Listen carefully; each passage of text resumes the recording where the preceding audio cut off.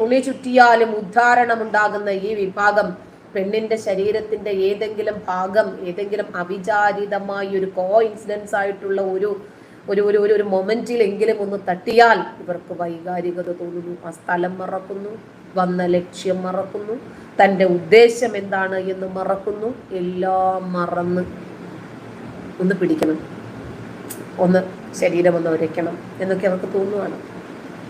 ഇപ്പോ കഅബ ചുറ്റുന്നതിനിടയിൽ ലൈംഗിക പീഡനത്തിനിരയായി എന്ന് ഒരു യുവതിയുടെ തുറന്നു പറച്ചിൽ വല്ലാതെ സമൂഹ മാധ്യമങ്ങളിൽ വൈറലായി. അതിനെ ശരിവെച്ച്, കാരണം ആദ്യം പറയാനാണല്ലോ മനുഷ്യന് ധൈര്യം ഉണ്ടാകേണ്ടത്.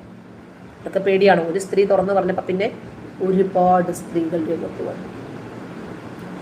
കഅബ വലം വയ്ക്കുന്നതിനിടയില് തങ്ങൾക്കും ഇതിനേക്കാൾ മോശമായിട്ടുള്ള ദുരനുഭവം ഉണ്ടായിട്ടുണ്ട് എന്ന് കാണിച്ച് പലരും രംഗത്ത് വരുന്നതിനിടയിൽ പാകിസ്ഥാനി സ്വദേശിയായ ഷാബിക ഖാൻ എന്ന യുവതി ഫേസ്ബുക്കിൽ ഒരു കുറിപ്പിട്ടു. അവര് തനിക്ക് കഅബയിൽ നേരിട്ട ലൈംഗിക പീഡനത്തെ സംബന്ധിച്ചൊരു പോസ്റ്റ് ഇടുമ്പോൾ അവരുടെ പോസ്റ്റിനടിയിൽ ഒരുപാട് സ്ത്രീകൾ വന്ന് ഞങ്ങൾക്കും ഇതുപോലെ അനുഭവം ഉണ്ടായിട്ടുണ്ട് എന്ന് പറഞ്ഞിട്ട് ഞങ്ങൾക്കത് പറയാനെന്ന് ധൈര്യം ഉണ്ടായിരുന്നില്ല, ഇന്നും ധൈര്യമില്ല. പക്ഷേ ചില ആളുകളെങ്കിലും അതിൽ പ്രചോദനം ഉൾക്കൊണ്ട് അവരുടെ അനുഭവങ്ങൾ പറയാൻ കാരണമായി. ഒരു സ്ത്രീ പറയാണ്, ദൗർഭാഗ്യകരമെന്ന് പറയട്ടെ, ഒറ്റയ്ക്ക് തവാഫ് ചെയ്യുന്നത് സുരക്ഷിതമല്ല. എൻ്റെ ഉമ്മയ്ക്കും ഇതേ അനുഭവം തന്നെ ഉണ്ടായിട്ടുണ്ട് എന്ന് ആ സ്ത്രീ വെളിപ്പെടുത്തുന്നു. ഭാഗ്യവശാൽ ഞാൻ അന്ന് ഉമ്മയ്ക്ക് ഒപ്പം ഉണ്ടായിരുന്നില്ല. പക്ഷെ ഇത് തീർത്തും നിങ്ങളുടെ തെറ്റാണ്. നിങ്ങൾ ആദ്യ ശ്രമത്തിൽ തന്നെ ഇത് അവഗണിക്കരുതായിരുന്നു. മറ്റു സ്ത്രീകളെ കൂടി ഇവർക്ക് ഈ രൂപത്തിൽ ഉപദ്രവിക്കാൻ അയാൾക്ക് ആത്മവിശ്വാസവും അതിനുള്ള സാഹചര്യങ്ങളുമൊക്കെ നൽകലാകും. അത് ഒരു സ്ത്രീയുടെ പ്രതികരണമാണ്. അപ്പൊ തന്നെ പിടിച്ചവിടെ ഇട്ട് അടിക്കണമെന്ന്. അതെ. എന്നിട്ട് മദീനയിലെ തങ്ങളുടെ മുറിയില് ചിലര് കടന്നു വന്നു എന്ന് വേറൊരു സഹോദരി എഴുതുന്നു. സഹോദരി എന്തോ ആവശ്യത്തിന് അടുത്ത മുറിയിൽ പോയപ്പോഴായിരുന്നു കുറച്ച് ആളുകൾ വന്നത്. അവര് പെട്ടെന്ന് വരുമെന്ന് കരുതിയില്ല. അങ്ങനെ ഇവര് മുറി അടച്ചിരുന്നില്ല. അത്ര തവാഫ് സമയത്ത് പണം മോഷ്ടിക്കപ്പെടുന്ന സംഭവങ്ങളും ഇതോടൊപ്പം തന്നെ നമ്മൾ ചേർത്ത് വായിക്കണം. അങ്ങനെ മുറി അടച്ചില്ല. സഹോദരി വരാൻ താമസിക്കുന്നു. ഇവന്മാര് വന്നത് ഇവന്മാരുടെ ആവശ്യം സാധിക്കാനാണ്. എവിടെയാ മനസ്സിലായില്ലേ? അള്ളാഹു ആരുടെ കൂടെ ഉണ്ടെന്നാണ് നിങ്ങൾ വിശ്വസിക്കുന്നത്? അതായത് ആ മണ്ണിൽ പോലും അവർക്ക് പെണ്ണിനെ കണ്ടാൽ പടച്ചോൻ മാറി നിൽക്കണം. ഇത് നമ്മളെ ഒരുപാട് വേദനിപ്പിക്കുന്ന യാഥാർത്ഥ്യമാണ്. ഇങ്ങനെ ഒരുപാട് സംഭവിക്കാറുണ്ട്. ഇത്തരം പെരുമാറ്റത്തിന് ഒരു ന്യായീകരണവും നൽകാൻ പറ്റില്ല.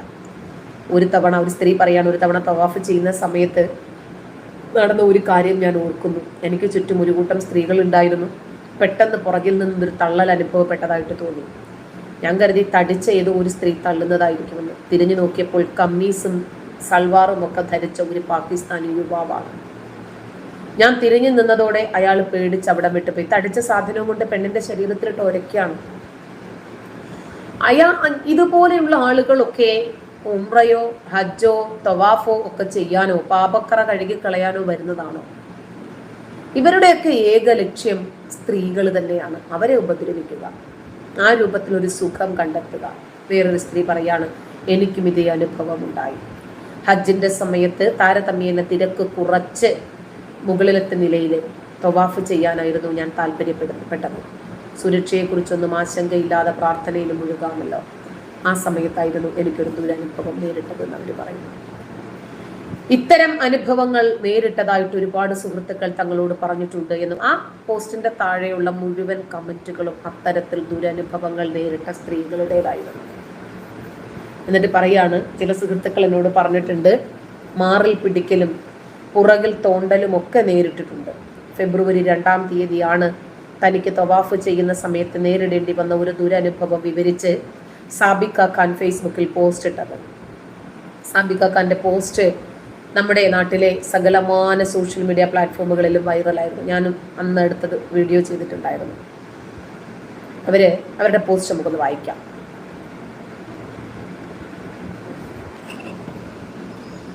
അവരുടെ പോസ്റ്റ് ഒന്ന് എടുക്കണം, നമുക്കൊന്ന് വായിക്കാം. ബിനേഷ്, ഇവർ പറയുന്നതിൽ തെറ്റുണ്ടെങ്കിൽ അത് തിരുത്തി കൊടുക്കുക. അതിന് അല്ലാതെ അതിന് ഇവർക്ക് അറിയത്തില്ലല്ലോ. അതായത് ഇസ്ലാം എന്താണെന്നോ ഞാൻ പറയുന്നതിലെ ശരി തെറ്റുകളെ കുറിച്ച് അറിയണമെങ്കിലോ ഇവർക്ക് ഖുർആൻ അറിയണ്ടേ? ഇവർക്ക് അറിയില്ല. ഇവര് എവിടെ നിന്നോ കേട്ട അല്ലെങ്കിൽ മദ്രസകളിൽ നിന്നും പഠിച്ച വാലും തുമ്പും ഒക്കെ മാത്രമേ ഇസ്ലാമിനെ കുറിച്ചിട്ടുള്ള വിജ്ഞാനമായിട്ട് ഇവർക്കുള്ളൂ. അതല്ലാതെ ഇവർക്ക് ഇസ്ലാമിനെ കുറിച്ചോ എന്തിനേറെ ഖുർആനിലെ 1-ാമത്തെ അധ്യായമായ സൂറത്തുൽ ഫാത്തിഹയുടെ അർത്ഥം പോലും ഇവർക്ക് അറിയില്ല. അതിന്റെ മഹ്റജുകൾ ഒപ്പിച്ച് തജ്വീദ് പ്രകാരം അറബി ഭാഷയുടെ നിയമങ്ങൾ പ്രകാരം ഒന്ന് പാരായണം ചെയ്യാൻ പോലും ഇവർക്ക് അറിയില്ല. അപ്പോ നൗഫർ വാട്സാപ്പ് യൂണിവേഴ്സിറ്റിയിൽ നിന്ന് പുതിയ ഉഡായിപ്പുമായി മുതുവാണം ജാമിദ. മുതുവാണം നിന്റെ തന്ത. കിളവൻ തേച്ച വിഷമത്തിൽ മെഴുകുന്നു. ആ കിളവന്റെ കൂടെ ഒപ്പം ഉള്ളത് നിന്റെ ഉമ്മായും പെങ്ങളുമാണ്. അപ്പൊ അവര് പറഞ്ഞു ആ കിളവനെ എനിക്ക് തന്നെ വേണമെന്നും പറഞ്ഞ് അങ്ങോട്ട് പിടിച്ചു. അപ്പൊ ഞാൻ വിചാരിച്ചു പോയിക്കോട്ടെ, അവർക്ക് കിളവന്മാര് മതിയായിരിക്കും. നിന്റെ തന്തയെ ചിലപ്പോൾ നിന്റെ തള്ളയ്ക്ക് മടുത്തിട്ടുണ്ടാകും. പിന്നെ നീ പണിഞ്ഞിട്ട് നിന്റെ പെങ്ങൾക്കും വിഷമമായിട്ടുണ്ടാകും. കാരണം മടുത്തല്ലോ, ഒരേ മോന്ത തന്നെയല്ലേ ദിവസവും കാണുന്നത്. അതുകൊണ്ട് തൽക്കാലം ആ കിളവനെ വേണമെന്നും പറഞ്ഞ് കൊണ്ടുപോയടാ. അപ്പോ ഇത് വാട്സപ്പ് യൂണിവേഴ്സിറ്റിയിൽ നിന്ന് കിട്ടുന്നതല്ല കേട്ടാ. ഇത് എവിടെ നിന്ന് കിട്ടുന്നതാണെന്ന് അറിയാമോ? ഞാൻ അറബിക് സ്ഥാപനത്തിൽ പഠിച്ച ആളാണ്. യൂണിവേഴ്സിറ്റിയിൽ ഞാൻ പഠിച്ചത് എന്താണ് എന്ന് എഴുതി എൻ്റെ ക്വാളിഫിക്കേഷൻ തെളിയിച്ച ആളാണ്. അങ്ങനെ തന്നെ കിട്ടിയതാ. നമ്മുടെ ഗ്രന്ഥത്തിലുള്ള വസ്തുതയാണ് കേട്ടാ. നൗഫറിനോടൊക്കെ പറഞ്ഞിട്ട് കാര്യമില്ല. കാരണം തലയ്ക്ക് സുഖമില്ലാത്ത ആളുകളാണ് ഒന്നാമത്തെ കാര്യം. ഇവർ കേട്ടാൽ ഉടനെ തന്നെ പെട്ടെന്ന് വൈകാരികമായിട്ട് പ്രതികരിക്കും. അതല്ലാതെ യാഥാർത്ഥ്യവുമായിട്ട് പുലബന്ധമില്ല. അതൊന്ന് മനസ്സിലാക്കണമെന്ന് പോലും ഇവർക്ക് താല്പര്യമില്ല. മനസ്സിലായ? തൽക്കാലം നൗഫറെ വീട്ടിൽ പോയിക്കോ കേട്ടാ.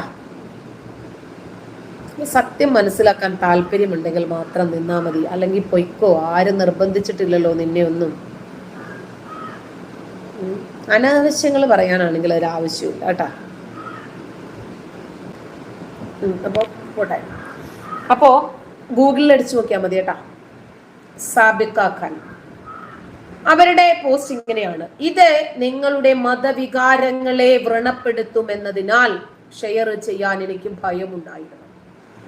കഅബയ്ക്ക് ചുറ്റും തവാഫ് ചെയ്യുന്നതിനിടയിൽ വിചിത്രമായ ചില കാര്യങ്ങൾ നടന്നു. അതെന്റെ 3-ാമത്തെ തവാഫായിരുന്നു. എന്റെ അരക്കെട്ടിൽ ആരോ കൈവച്ചതായി തോന്നി. ഞാൻ കരുതി ആരോ അബദ്ധത്തിൽ ചെയ്തു പോയതാണെന്ന്. തീർത്തും ഇത് അവഗണിക്കുകയും ചെയ്തു. പക്ഷെ വീണ്ടും അതേ അനുഭവം അതെന്നെ ഏറെ അസ്വസ്ഥയാക്കി. ഞാൻ മുമ്പോട്ട് നടക്കുന്നത് തുടർന്നു. 6-ാമത്തെ തവാഫിൽ എന്തോ എന്റെ നിതംബത്തിൽ തള്ളുന്നതായി തോന്നി. ഞാൻ മരവിച്ചു പോയി. ബോധപൂർവം ചെയ്തതാണോ എന്ന് എനിക്ക് ഉറപ്പില്ലായിരുന്നു. തിക്കും തിരക്കും കാരണം ഞാനത് അവഗണിച്ചു മെല്ലെ നീങ്ങി. ഞാൻ തിരിഞ്ഞു നോക്കാൻ ശ്രമിച്ചിരുന്നു. പക്ഷേ തിരക്ക് കാരണം സാധിച്ചില്ല. ഞാൻ യമനി മൂലയിലെത്തിയപ്പോൾ ആരോ എന്റെ നിതംബത്തിൽ നുള്ളുകയും പിടിക്കുകയും ചെയ്തു. ഞാൻ അവിടെ നിൽക്കാൻ തീരുമാനിച്ചു.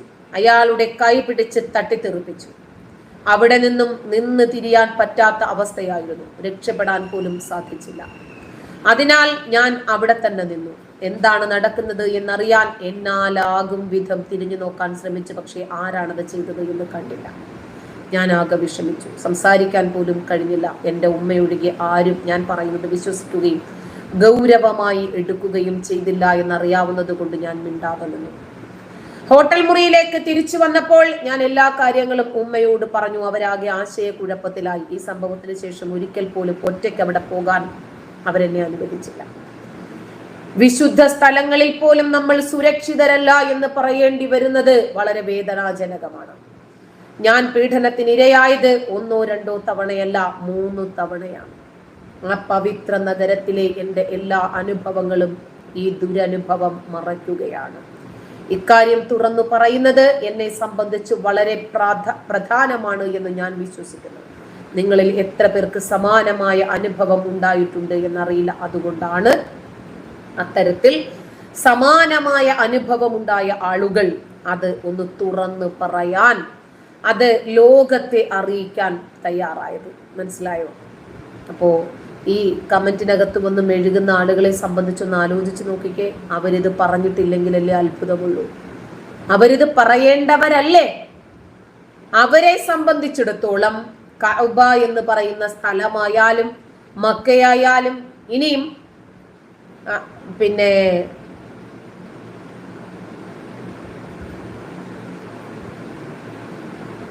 പ്രവാചകന്റെ വീട്, ആയിഷയുടെ വീടും പ്രവാചകന്റെ മിമ്പറും അതിനിടയ്ക്കുള്ള ഒരു സ്ഥലമുണ്ട്. യൂണിവേഴ്സിറ്റി അങ്ങനത്തെ ഒരു പേര് പറയും. ആ സ്ഥലമാണെങ്കിൽ പോലും ഇനിയും ഖുർആൻ അള്ളാഹു സൂക്ഷിച്ചിരിക്കുന്ന ലൗഹുൽ മഹ്ഫൂൽ ആണെങ്കിലും ശരി, അവിടെ പെണ്ണിനെ കണ്ടാൽ ഇവരുടെ സകല ഭക്തിയും അവിടെ തീരും. പെണ്ണ് എന്ന് പറഞ്ഞാൽ ഇവർക്ക് ഒറ്റ വികാരമേ ഉള്ളൂ. ഇനിയും മുഹമ്മദ് നബിയെ സംബന്ധിച്ച് നിങ്ങളൊന്ന് എടുത്തു നോക്കിക്കേ. മുഹമ്മദ് നബി കാരുണ്യത്തിന്റെ തിരുദൂതനൊക്കെയാണ്, മാനവരിൽ മനോഹരനുമാണ്. ഒരുപാട് സ്ത്രീകളെ വിവാഹം ചെയ്തിട്ടില്ലേ? ഒരുപാട് വിധവകളെ, അടിമകളെ കൂട്ടത്തിൽ കൂട്ടിയിട്ടില്ലേ? അവരെ സംരക്ഷിക്കാനായിരുന്നെങ്കിൽ ഒരു അനാഥാലയമോ ഒരു വൃദ്ധമന്ദിരമോ അങ്ങനെ എന്തെങ്കിലും ഒന്ന് തുടങ്ങിയാൽ പോരായിരുന്നു? ഒരു അഗതി മന്ദിരമോ എന്തെങ്കിലും കെട്ടി തന്നെ സംരക്ഷിക്കും. ഇദ്ദേഹം മാത്രം കെട്ടണമെന്ന് നിർബന്ധം കൂടെയുള്ള ആളുകൾക്ക് കൂടെ കെട്ടാൻ കൊടുത്തുകൂടായിരുന്നോ? അവർക്കൊക്കെ ഓരോരുത്തരെ വീതം കെട്ടിച്ചു കൊടുത്താൽ മതിയായിരുന്നു. അപ്പൊ ഞാനും വിചാരിച്ചു, പ്രവാചകൻ വിധവാ വിവാഹത്തെ പ്രോത്സാഹിപ്പിക്കാൻ വേണ്ടി വന്ന പ്രവാചകനാണ്. പ്രവാചകന് സ്ത്രീകളെ സംരക്ഷിക്കണം, അവർക്ക് ഉത്തരവാദിത്വമുള്ള ഒരു ഭരണാധികാരി ഉണ്ടാകണം എന്ന് ആഗ്രഹിച്ചിട്ടായിരിക്കും എന്നൊക്കെയാണ് ഞാൻ വിചാരിച്ചത്. ഖുർആനിലേക്ക് എത്തിയപ്പോൾ എനിക്ക് മനസ്സിലായി ഇതൊന്നുമല്ല ലക്ഷ്യം. പെണ്ണുങ്ങളെ കണ്ടാൽ സാധാരണ നമ്മുടെ നാട്ടിലെ ആണുങ്ങൾക്ക് തോന്നുന്ന അതേ രീതി തന്നെയാണ് നബിക്കും.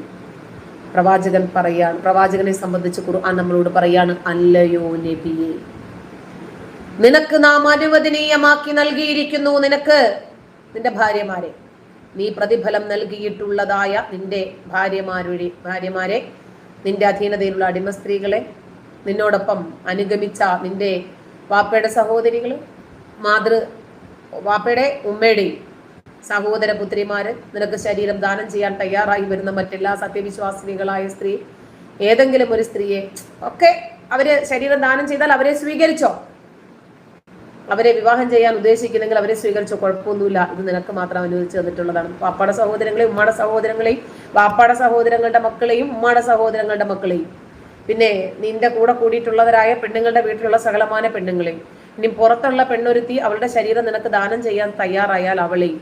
ഞാനൊരു എക്സാമ്പിൾ ഇത് പറഞ്ഞു തീരട്ടെ. എന്നിട്ട് പറയാണ്, മറ്റ് സത്യവിശ്വാസികൾക്കൊന്നും ഇത് ബാധകമല്ല നബി, നിനക്ക് മാത്രം തന്നതാണ് കേട്ടോ ഇത്.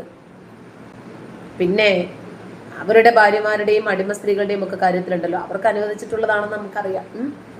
നിന്റെ മനസ്സിന് വിഷമമൊന്നും ഉണ്ടാകാതിരിക്കാൻ വേണ്ടിയിട്ടാണ് ഞാൻ ഇതൊക്കെ നിനക്ക് നൽകുന്നത് എന്ന്. അള്ളാഹു ഒരുപാട് കുറുക്കും കരുണാനിധിയൊക്കെയാണ് കേട്ടോ. 33-ാം അധ്യായത്തിലെ 50-ാമത്തെ വചനം വായിക്കുന്ന ഏതൊരു മനുഷ്യനും 1000 സംശയങ്ങളുടെ നൂൽപാലത്തിൽ ഇങ്ങനെ ആടിക്കളിക്കും. ഒരു പ്രവാചകനാണോ ഈ ചെയ്തത് എന്ന് ചോദിക്കും. ഒരു പ്രവാചകൻ ഇങ്ങനെയാണോ എന്ന് ചോദിക്കും.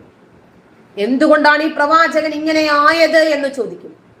പിന്നെ പ്രവാചകന്റെ അനുയായികൾ ഈ വൾഗർ രൂപത്തിലല്ലാതെ പിന്നെ എങ്ങനെ ചിന്തിക്കണമെന്ന് ചോദിക്കും. ഈ കാലഘട്ടത്തിലാണ് പ്രവാചകൻ ജീവിക്കുന്നതെങ്കിൽ ഈ നൗഫറിനെ പോലെയുള്ളവന്മാരുടെ ഭാര്യമാരോ പെങ്ങന്മാരോ ഉമ്മമാരോ മക്കളോ ചിന്തിക്കുവാണ്, നബിക്ക് ഈ ശരീരം അങ്ങ് ദാനം ചെയ്താലോ, നബിയുടെ കൂടെ ഒന്ന് കിടക്കണം, അംഗീകരിച്ചു കൊടുക്കേണ്ടി വരും. തടയാൻ പറ്റില്ല എന്നാ ഖുർആൻ പറയുന്നേ, തടയാൻ പറ്റില്ല. പിന്നീട് നബിക്ക് സ്വന്തമാണ്, ദാനം ചെയ്തു കഴിഞ്ഞാൽ പിന്നെ അവർക്ക് സ്വന്തമല്ലേ, പിന്നീട് എടുക്കാൻ പറ്റുമോ? ഒരുപാട് ചിന്തിച്ച വചനമായിട്ട്. എന്നിട്ട് അടുത്ത വചനം അതിലേറെ രസകരമാണ്. നീ ഉദ്ദേശിക്കുന്നവരെ നിനക്ക് മാറ്റി നിർത്താൻ നിന്നിൽ നിന്ന് കേട്ടാ, നിനക്ക് ഇഷ്ടമുള്ളവരെ അടുപ്പിക്കുകയും ചെയ്യാം. ഇനി മാറ്റി നിർത്തിയവരോട് എന്തെങ്കിലും നിനക്കൊരു അനുഭാവം തോന്നി അവരെ അടുപ്പിക്കണമെങ്കിൽ അത് വായിക്കോ. ഇതിനപ്പുറം വേറെ സ്ത്രീകളെ ഒന്നും വേണ്ട കേട്ടോ. ഇഷ്ടംപോലെ പെണ്ണുങ്ങളെയും കൊടുത്ത്, യുദ്ധത്തിൽ നേടിയ സ്ത്രീകളെയും കൊടുത്ത്, പാപ്പയുടെയും ഉമ്മയുടെയും സഹോദരങ്ങളെയും അവരുടെ മക്കളെയും അനുവദിച്ചു കൊടുത്തിട്ട് ആരാന്റെ മക്കള് ദാനം ചെയ്താൽ അതും എടുത്തോളാം പറഞ്ഞിട്ട് പറയുകയാണ് വേറെ സ്ത്രീകളെ വേണ്ട. പിന്നെ യുദ്ധത്തിൽ നേടിയ ഇഷ്ടംപോലെ സ്ത്രീകൾ കൂടെയുണ്ട്, വേറെ വേണ്ട. എന്ത് പറയാൻ, കടലിൽ കൊണ്ട് നിർത്തിയിട്ട് ഉപ്പുവെള്ളം കുടിക്കല്ലേ എന്ന് പറയുന്ന അവസ്ഥയാണ്. എന്നിട്ട് പറയാണ് ഇനി നീ കെട്ടണ്ടാട്ടാ, അവരുടെ ഒക്കെ ഒരു